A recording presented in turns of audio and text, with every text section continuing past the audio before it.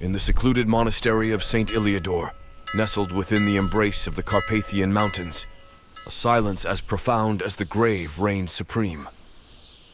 The monks, sworn to a vow of silence, communicated only through sign and scripture, their voices unspoken for decades.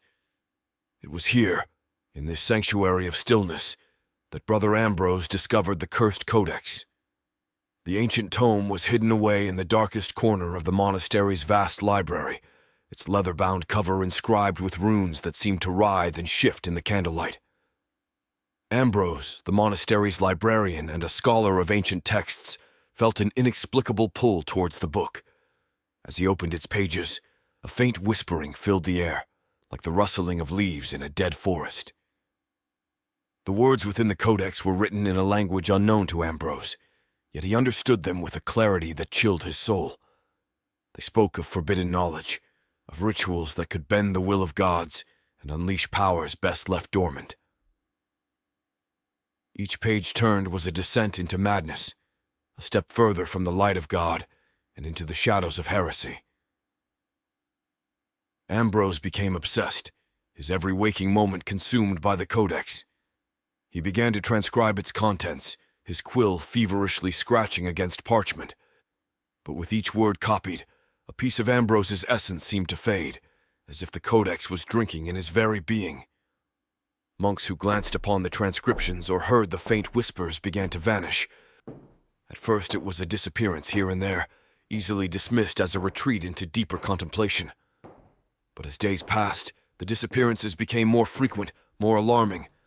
The vanished left no trace but their shadows, etched into the stone walls of their cells as if scorched by an unseen flame. Fear gripped the monastery. The abbot, a stern man of unwavering faith, declared the codex an abomination, a vessel for a demon that feasted on the souls of the righteous. He ordered the book to be destroyed, but the codex would not burn. Fire refused to touch it, and water could not dampen its cursed pages. The whispers grew louder, no longer confined to the library, but echoing through the halls and chambers of the monastery. They promised immortality, power, and pleasures beyond mortal comprehension. Some monks succumbed, their curiosity leading them to the codex and their doom. Others prayed for deliverance, but their silent pleas went unanswered. Brother Ambrose, now a mere wraith of the man he once was, could not be separated from the codex. His eyes, once a vibrant blue, were now as black as the abyss. He roamed the monastery, the codex clutched to his chest, his whispers a siren call to those who still resisted. One by one the monks disappeared, their shadows burned into the very stones that had once offered solace.